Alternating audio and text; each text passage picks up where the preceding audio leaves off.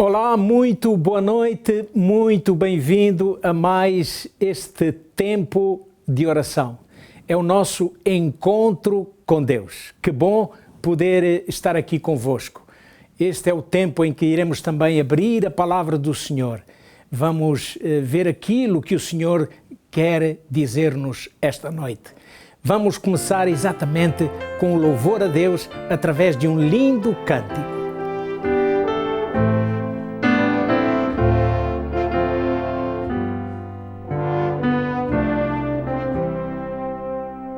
Santo, Santo, Pai bondoso, Santo, Santo, Deus poderoso, entregamos nossos corações a Ti em devoção, Pai bondoso, Te adoramos. Santo, Santo, Cristo amado, pela cruz nós somos redimidos, elevamos nossas mentes em constante adoração, Cristo amado, Te adoramos. Santo, Santo, Santo Espírito, enche de poder as nossas vidas. Suplicamos Tua graça, Teu auxílio e direção. Santo Espírito, Te adoramos.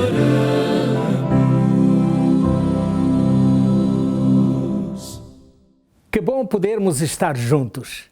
Eu sei que do outro lado desta câmara há muita gente que está conosco, também através do Rádio Clube de Sintra. E nós temos deixado aqui também o nosso contacto telefónico para que as pessoas possam ligar-nos, possam mandar as suas mensagens, mesmo através do Facebook ou do YouTube. E esta noite iremos orar. E temos aqui alguns pedidos de oração, de amigos e amigas nossos, que realmente pedem as nossas orações. E esta noite eu irei aqui apenas nomear alguns desses motivos de oração. A irmã Dematilde, ela está sofrendo de uma depressão e ela pede na sua aflição a nossa oração. Também o nosso irmão Pereira, pelo mesmo motivo também de depressão. Há muitas pessoas neste tempo difícil que pedem a oração porque se sentem deprimidas perante as dificuldades que estamos a viver. Também a nossa irmã Adenilza, ela diz: peço oração porque preciso de uma mudança e, acima de tudo, preciso de Deus na minha vida. Também o Sérgio, ele pede oração pela vida espiritual, profissional e também pelo seu casamento. Enfim, vamos orar por todas estas pessoas e por mais aquelas que, não manifestando o seu desejo de que oremos, ou os seus motivos de oração, elas também querem, também necessitam, sentem essa necessidade de oração. Vamos orar, enfim, por todas as famílias, por todos os amigos e amigas que esta noite estão conosco. Vamos inclinar a nossa fronte e vamos orar ao Senhor. Querido Pai, nosso Deus, nós Te agradecemos pela confiança que temos em Ti, na certeza de que escutas as nossas orações e que neste momento o nosso amado Salvador Jesus está intercedendo por nós, sabendo também que o Espírito Santo intercede por nós com gemidos inexprimíveis. Ó Pai, esta noite queremos apresentar-Te alguns destes pedidos de oração. São filhos e filhas Teus que estão em aflição, como esta nossa querida amiga Dematilde, que sofre de uma depressão, nosso querido irmão Pereira, pelo mesmo motivo de depressão. Também a Denilza, ela que sente a necessidade de uma mudança na sua vida. Ó Senhor, ajuda também esta tua filha. O Sérgio, que também pede oração pela sua vida espiritual, também pela sua vida profissional, mas também pelo seu matrimónio, pelo seu casamento. Por fim, Senhor, nós te pedimos por todas as famílias, por todos esses queridos amigos e amigas que estão conosco, que assistem através deste canal da Novo Tempo e através da Rádio Clube de Sintra a este encontro contigo, Senhor. Nós queremos realmente esta noite ter esse encontro contigo. E por isso, Senhor, pedimos que aceites esta nossa oração, porque tudo te suplicamos agradecidos em nome de Jesus. Amém. Meu querido amigo, que bom é realmente orar ao Senhor, que bom é abrir o nosso coração e falar com o nosso Deus. Algumas semanas atrás nós falávamos acerca de Abraão e esta noite ainda vamos continuar a falar sobre personagens do Antigo Testamento. Abraão. A Bíblia diz que Abraão viveu 175 anos e que teve uma boa velhice, morrendo velho e farto de dias. Que coisa extraordinária, não é? Quando fala de Abraão, da sua velhice, diz, olha, ele morreu, teve uma boa velhice, ele morreu farto de dias, com 175 anos. Isaac foi o seu filho, o filho da promessa, porque era através de Isaac que o Senhor tinha prometido a Abraão que seria o pai de uma grande nação, o pai de uma multidão. Isaac efetivamente casou com 40 anos de idade, casou com Rebeca.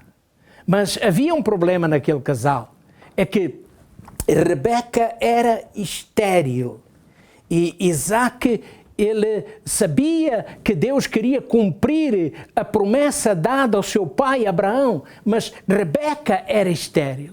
E então, o que fazer numa situação tão difícil como essa situação?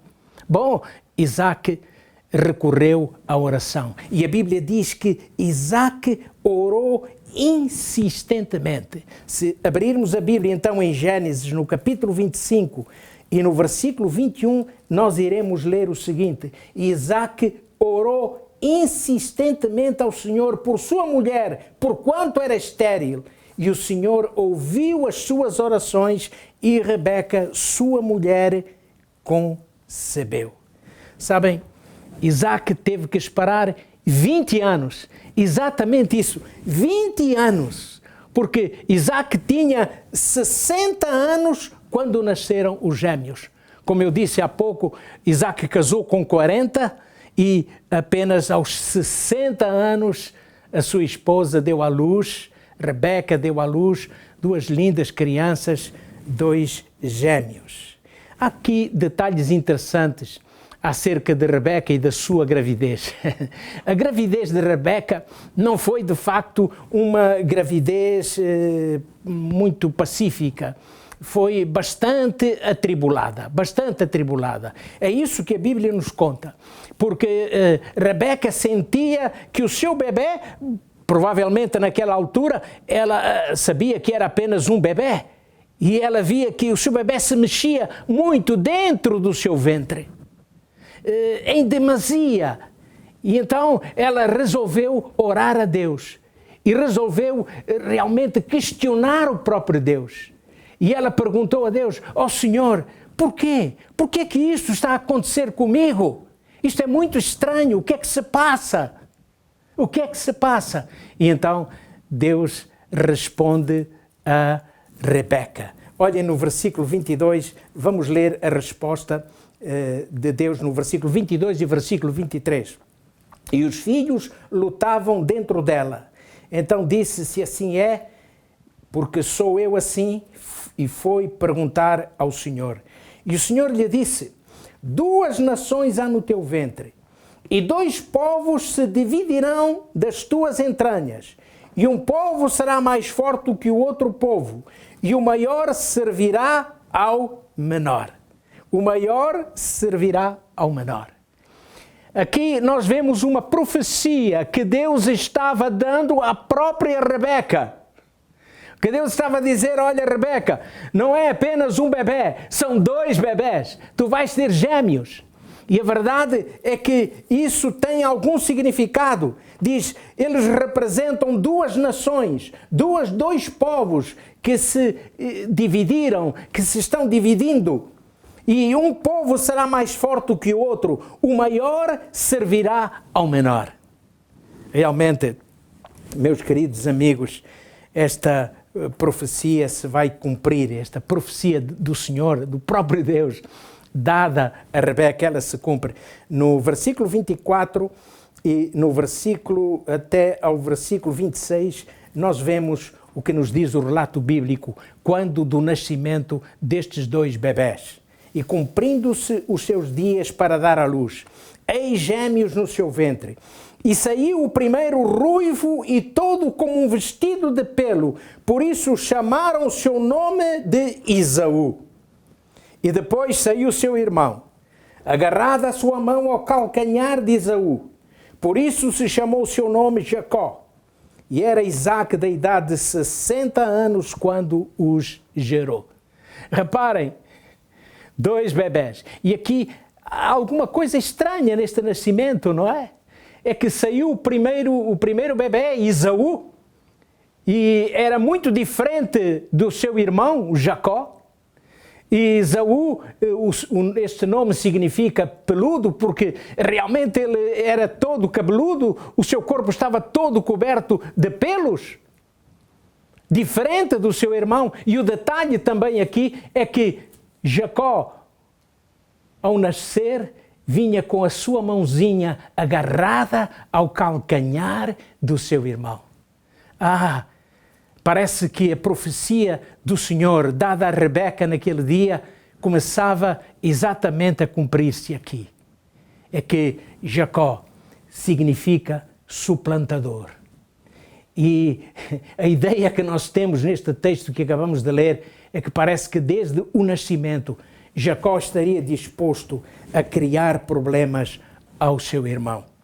As relações entre os 2 irmãos estavam longe realmente de ser perfeitas. Haveria um grande antagonismo, e sempre houve um grande antagonismo entre estes 2 irmãos. Sentimentos como cobiça, a malícia, o engano, quase sempre estiveram presentes na vida e no relacionamento destes 2 irmãos, Jacó e Esaú. Mas vamos ponderar no versículo 23. Vamos voltar ao versículo 23. Aquele versículo onde o Senhor diz a Rebeca, 2 nações há no teu ventre, 2 povos se dividirão nas tuas entranhas, e um povo será mais forte do que o outro povo, e o maior servirá ao menor. O cumprimento desta profecia apontava não só para os relacionamentos conflituosos entre os 2 irmãos, como também para a história conflituosa entre os descendentes de Jacó e os descendentes de Esaú. Sabemos pela história bíblica que Jacó vai dar origem ao povo de Israel. E Esaú vai dar origem ao povo de Edom. E os israelitas e edonitas sempre brigaram, sempre lutaram. Havia conflito constante entre edonitas e israelitas. A Bíblia diz que Saul travou guerra contra os edomitas e os derrotou. A Bíblia diz que Davi ganhou a supremacia sobre Edom. E entre os anos 796 a 782 a.C., o rei Amazias atacou e derrotou os edomitas. Mas voltando à narrativa sobre Esaú, olhem o versículo 27. Nós vamos ver que realmente Jacó, ele procura uma estratégia para realmente se suplementar ao seu irmão. Mas aqui no versículo 27, é-nos dito alguma coisa importante. Cresceram os meninos. Esaú foi homem perito na caça, homem do campo, mas Jacó era homem simples, habitando em tendas.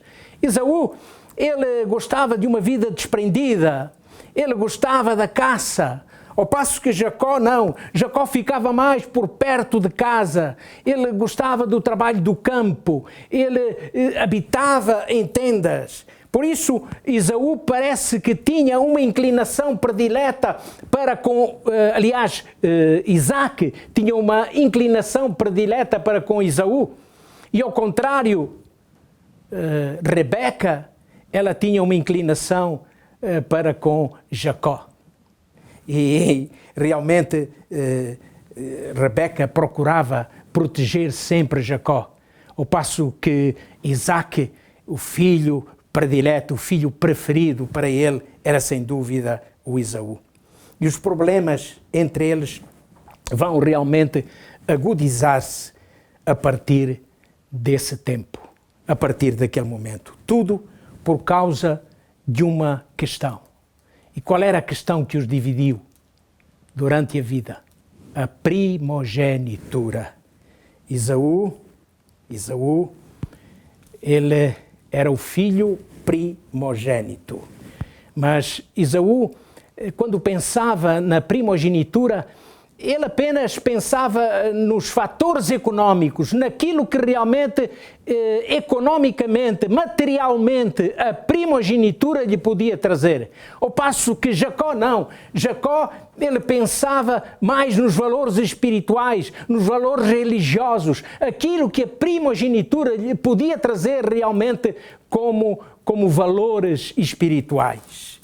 Segundo as leis que dominavam o mundo antigo, Esaú teria o direito de dominar sobre os bens do seu pai após a morte dele. Tinha também a garantia da sucessão hereditária porque era o filho primogênito. E o problema é que Jacó sabia muito bem disso. Jacó sabia que o seu irmão gozava de privilégios sobre si, como, por exemplo, receber a melhor atenção da parte do pai. Jacó sabia que o seu irmão receberia uma bênção peculiar do pai quando este estivesse para morrer. Jacó sabia que o seu irmão seria designado o sacerdote da família. Jacó sabia que Esaú seria o sucessor e governador da família. E isto realmente preocupava Jacó. Daí que ele vai preparar uma artimanha para poder suplantar-se ao seu irmão e poder ficar ele com o direito de primogenitura. E nós sabemos o que é que Jacó fez. Ele vai preparar um guisado de lentilhas. Ele sabia que o seu irmão gostava muito de guisado de lentilhas. E naquele dia Esaú veio da caça. Provavelmente ele não caçou nada. Estava exausto, estava cansado. E então ele pediu ao seu irmão que lhe desse aquele guisado. E é aqui onde realmente Jacó vai se aproveitar. Reparem, Jacó vai aproveitar-se de duas coisas que existiam em Esaú. Primeiro, o desinteresse de Esaú pelas coisas espirituais. Jacó sabia que o seu irmão era desligado das coisas espirituais. Não tinha interesse nenhum nas coisas espirituais. Em segundo lugar, Jacó vai aproveitar-se da fraqueza, da fragilidade, do domínio próprio do seu irmão. Esaú tinha um caráter fraco. Esaú era frágil moralmente. Esaú era frágil espiritualmente. E Jacó aproveita-se exatamente disso. Vamos ler o versículo 34. Este versículo 34 é muito importante. Eu chamo a vossa atenção para isso. Diz: e Jacó deu pão a Esaú e o guisado de lentilhas. E ele comeu e bebeu e levantou-se e saiu. Assim desprezou Esaú a sua primogenitura. Reparem o que aqui diz, que Esaú comeu, bebeu, levantou-se e saiu.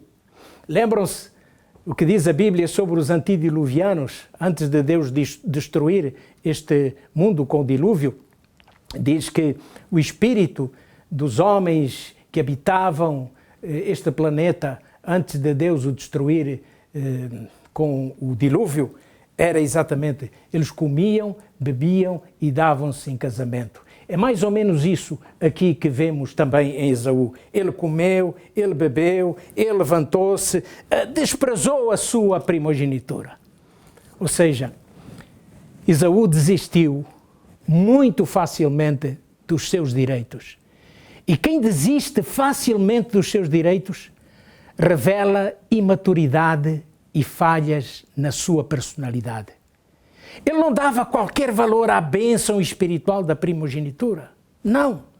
A primogenitura baseava-se na provisão de Deus. E ele desprezou-a por completo. Os requisitos que acompanhavam a primogenitura espiritual eram para ele uma restrição importuna. Era algo desagradável e até odioso. Sabe, em Hebreus capítulo 12, versículo 16, é-nos dito que Esaú era profano e sem respeito pelas coisas sagradas. O que é que significa a palavra profano?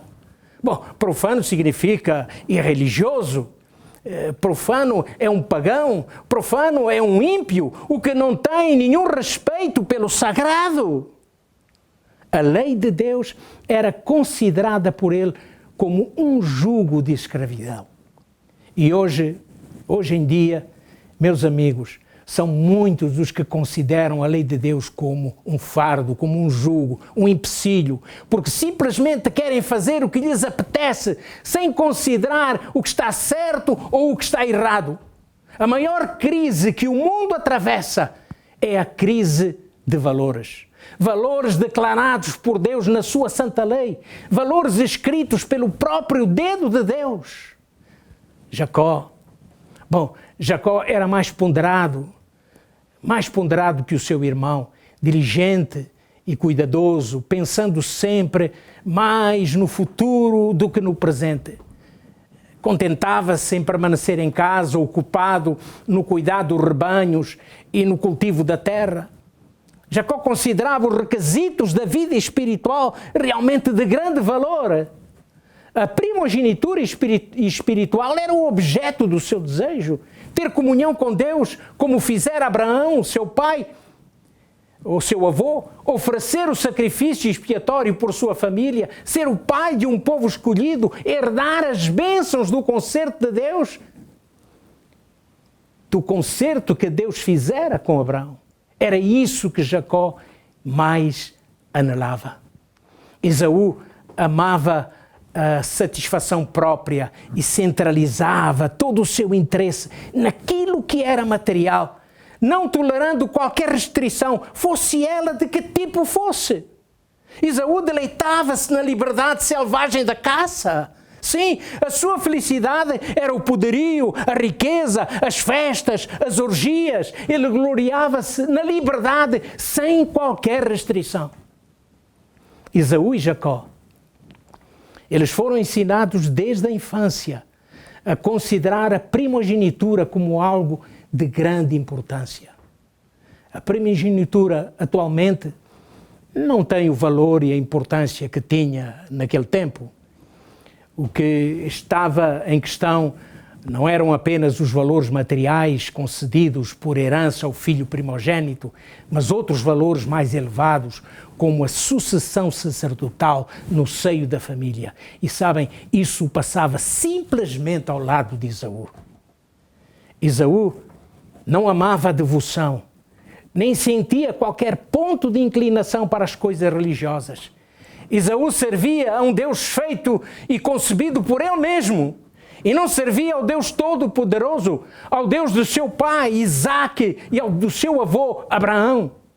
Sim, Esaú era de facto um profano.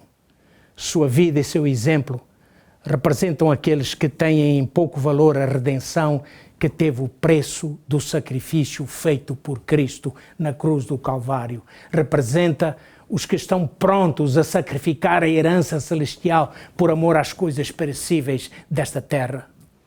Esaú simboliza o tipo de pessoas em quem a natureza carnal domina definitivamente a natureza espiritual. O quadro que revela o caráter de Esaú é um quadro negro.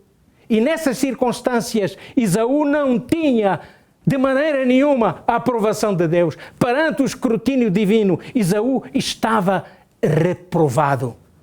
Ele rejeitou a bênção de Deus. Ele escolheu a maldição.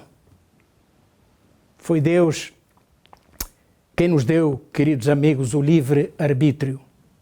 E também nos dá uma estratégia para vencermos rumo à vida eterna. Sim, mas nós temos de escolher entre o bem e o mal, entre a bênção e a maldição. Diante de nós continuam e continuarão por muito tempo esses dois caminhos, a bênção ou a maldição. A escolha é sempre nossa. O que vamos escolher? Sabem, existem 3 textos no Novo Testamento, 3 declarações de Cristo que eu gostaria que considerássemos esta noite ao terminarmos. O primeiro texto nós vamos encontrar no Evangelho de Mateus, no capítulo 7. Aliás, todos eles estão aqui por perto do Sermão da Montanha. No capítulo 7 do Evangelho de Mateus, versículo 21. Capítulo 7 do Evangelho de Mateus, versículo 21. O Senhor disse: nem todo o que me diz Senhor, Senhor entrará no reino dos céus, mas aquele que faz a vontade de meu Pai que está nos céus. Quando eu leio este texto, eu penso também em Esaú. Não basta uma fé nominal. No que diz respeito à condição espiritual, há algo muito mais profundo do que a aparência. Aqui o Senhor apela, Jesus apelava para a vontade de Deus. A vontade de Deus. Estou eu fazendo a vontade de Deus? Estás tu fazendo a vontade de Deus? Como estás a viver o teu cristianismo? É esta a questão que o Senhor coloca a cada um de nós. O segundo texto nós encontramos então no Evangelho de Mateus, neste mesmo Evangelho, mas agora no capítulo 6. Portanto, é só voltarmos a página atrás, em que o Senhor diz: ninguém pode servir a 2 senhores, pois odiará a um e amará o outro. Não podeis servir a Deus e a Mamon. É isto que Jesus diz. Ninguém pode servir a 2 senhores. Ninguém pode pensar que poderá caminhar para o céu com a sua vida dividida, servindo aos seus interesses materiais, aos seus interesses mundanos, aos interesses desta terra apenas. Não, ninguém pode servir a 2 senhores. Ou o nosso coração pertence inteiramente a Jesus, ou então estamos fora. Ou então estamos fora. Quem estou eu, na realidade, servindo? Essa é a grande questão para a nossa vida. E a pergunta do Senhor é esta: o teu coração está dividido entre 2 senhores, entre mim e o mundo? Esta é a grande questão que o Senhor nos coloca. Mas vamos ler, por último, o último texto, mesmo em Mateus capítulo 6, agora os versículos 19 e 20, em que o Senhor diz: não ajunteis tesouro na terra, onde a traça e a ferrugem tudo consomem, e onde os ladrões minam e roubam, mas ajuntai tesouros no céu, onde nem a traça nem a ferrugem consomem, e onde os ladrões não minam nem roubam. Então, o que é que o Senhor aqui nos diz? Ele diz: onde estão os teus interesses? Onde está o teu tesouro? Os teus interesses estão neste mundo ou no reino de Deus? Em que é que tu pensas mais? Qual é o grande anelo do teu coração? É ver um dia Jesus e estar realmente com Cristo?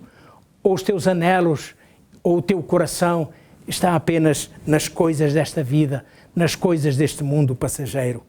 Qual é o teu tesouro? Onde estão os teus interesses? É desta forma que o Senhor também nos questiona. Questiona a mim e questiona a ti, meu querido amigo. Quando entregamos tudo ao Senhor, Ele nos devolve sempre em bênçãos e espirituais. Nós vamos cantar esta noite um hino maravilhoso. Que segurança! Eu gosto muito deste cântico. Que segurança sou de Jesus. Aliás, não, este hino diz: Jesus quer hoje entrar no teu coração. É isto mesmo. Jesus quer entrar hoje no teu coração. Embora aquele hino, que segurança, seja realmente um hino maravilhoso, realmente que bom termos esta segurança de que pertencemos a Jesus, mas Jesus quer entrar hoje no teu coração. Este hino que iremos cantar. E depois diz ainda: não deixes que algo lhe ocupe o lugar. Deixa que Jesus realmente ocupe um lugar predileto no teu coração. Esta é a minha oração, este é o meu desejo. Vamos então cantar.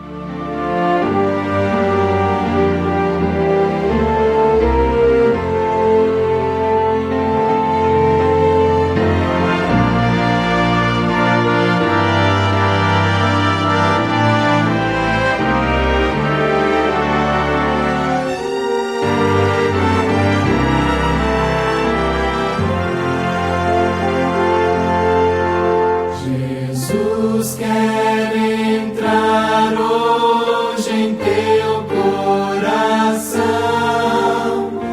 porque não abris então, não deixes que nada lhe ocupe o lugar, ó, que resposta vais dar. Vezes sem conta esperado ele tem, e agora eis que espera também, a ver se lhe queres a porta franquear. Oh, quanto almeja ele entrar. Se um passo tu deres pra teu Salvador, ele te espera com amor, unido a Jesus toda treva se esvai, ele morar em ti vai. Vezes sem conta esperado ele tem, e agora eis que espera também.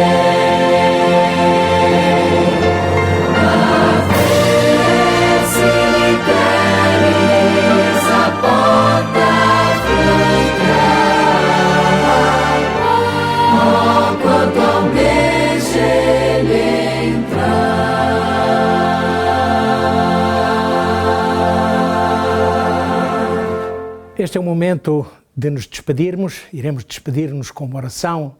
Antes, porém, eu quero lembrar-lhe de que na próxima quarta-feira voltaremos aqui, precisamente ao canal da Novo Tempo Portugal, também através da estação do Rádio Clube de Sintra, e aqui estaremos para o nosso encontro com Deus.